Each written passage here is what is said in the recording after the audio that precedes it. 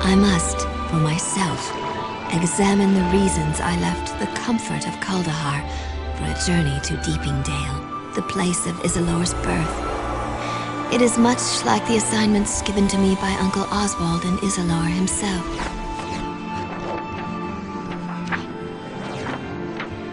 When Isilor left those lands near the Inner Sea for the spine of the world, he told his fellow Druids he would send a student to replace him. This, I told myself, was why I left. But now, as I sit by the warmth of a fire in Mirabar, I realize what Isilor must have already known. I remember the details vividly. It started many years ago. The year was 1310 Dale Reckoning, when scouts from Burn Shander, the largest of the 10 towns, first reported sighting goblin warbands. Within weeks, a river of goblins had flowed forth from the spine of the world, and above that wave of death sailed a banner bearing the monstrous heads of the Chimera. The militiamen of the 10 towns would have been the Dale's only defense had the forces of fate been against Burn Shander.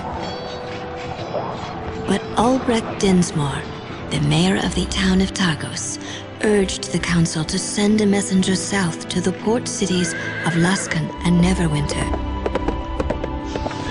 Luskan had problems of her own, but fearful of repercussions, the captains of Luskan devised a simple plan.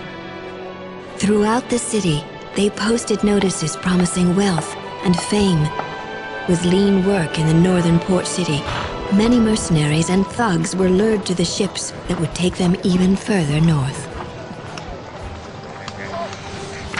And so their ships crept through the sea of moving ice and onto the Shanegarn River. They bragged of the deeds they would perform and the castles they would purchase. Lost in their reverie, they were blind to the throngs of goblins and orcs that lay in wait. Only a few ships survived the assault. Those that continued up the river watched as the town of Bremen burned. One of the 10 towns had already fallen. Many wondered, as I often wonder, what difference only a few can make against so many, and in the midst of such terrible circumstances.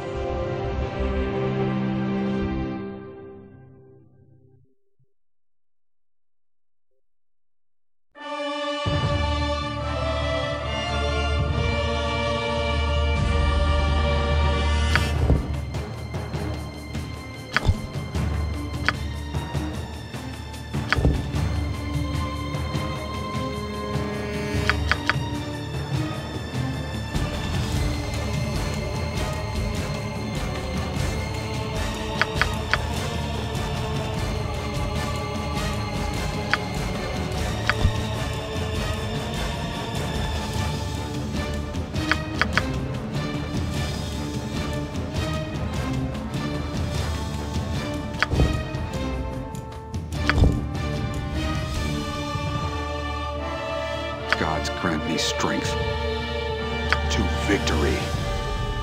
Yield!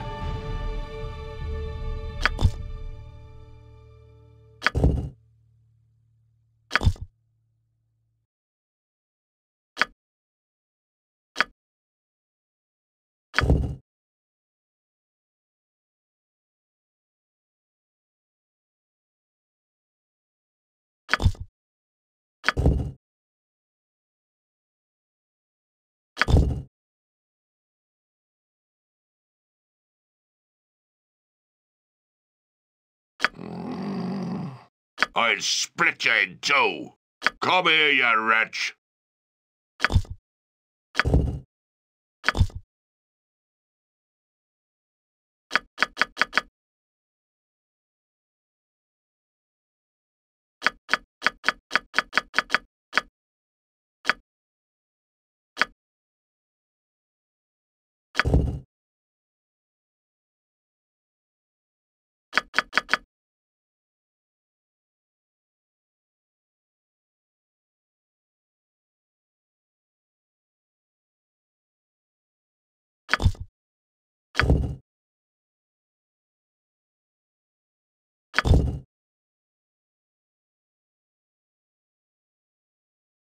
Today is a good day to die.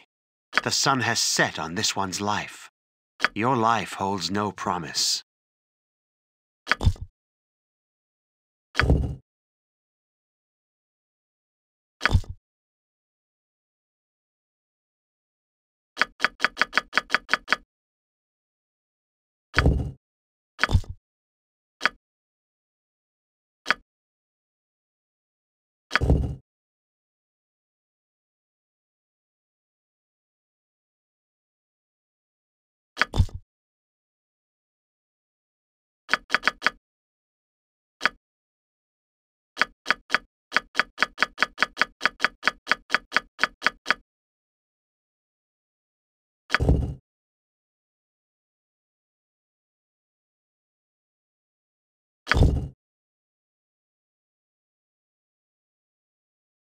Attack! Make peace with your gods. To battle!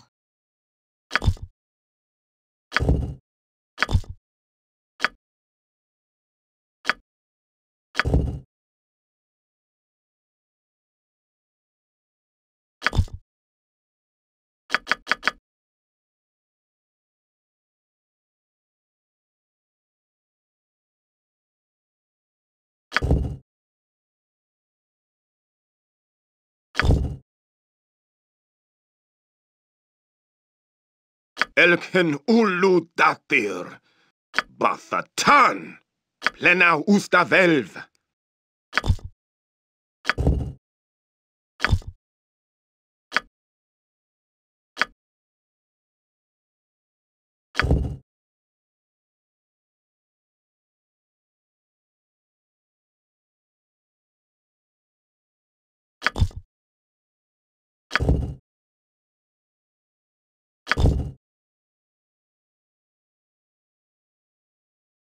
I shall slay you all.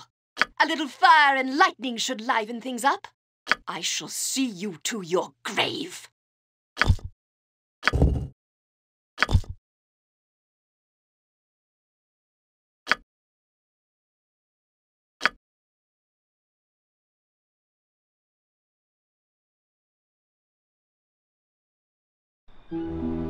Uncle Oswald said that Mer Dualden was full of sunsets that day. So many ships coming up the Shanegarn had been set aflame by the goblin hordes that they burned to the waterline in a row like a flock of fiery geese. Some leapt overboard and tried to swim to shore, only to be cut down by orcs when they arrived.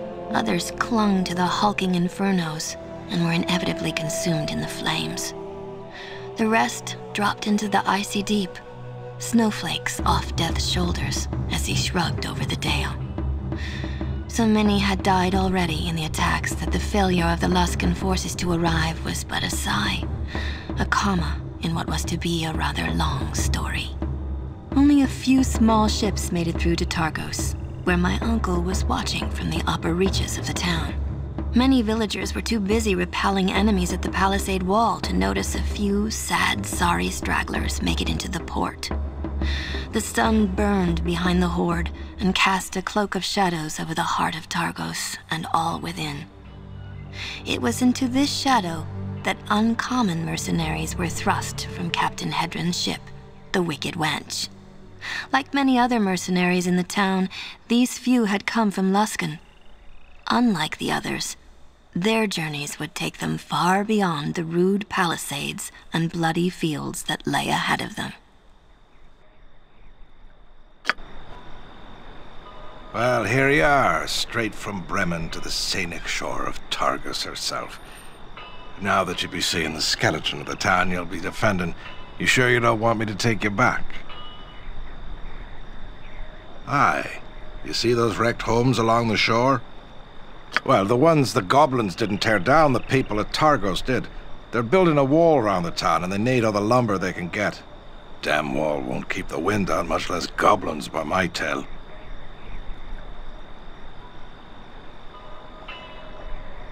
Well, there's not much to tell. But the dock here isn't the town. Targos is up on the cliff above. Mostly decent folk, but most of them have left for Bryn Shander. Well, last word is my ma was still living here, so mostly decent folk, aye. A regular harpy, that one. Unless you like cats, steer clear of her. And all the new mercenaries and sellswords haven't done much to help the town's colour either. No offence meant. You've never met me, Ma. If you did, you'd understand. Love her to death. And that's what she'll do to you if you're not careful. Her tongue's sharp enough to chop wood, it is. Umberlee's favoured daughter, me da used to say. It's where me ship got its name. Well, me da did. It's a long story. And to hear me ma tell it, it's not half over yet.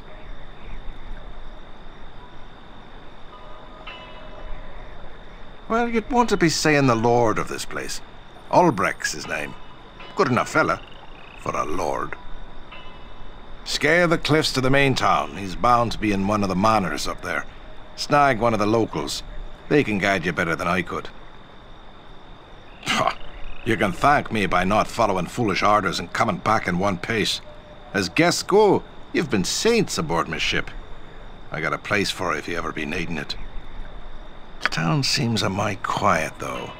And Magdar, the harbour master, hasn't come to try and bleed a few coins from me for a docking fee. Watch yourself. Could be trouble in the wind.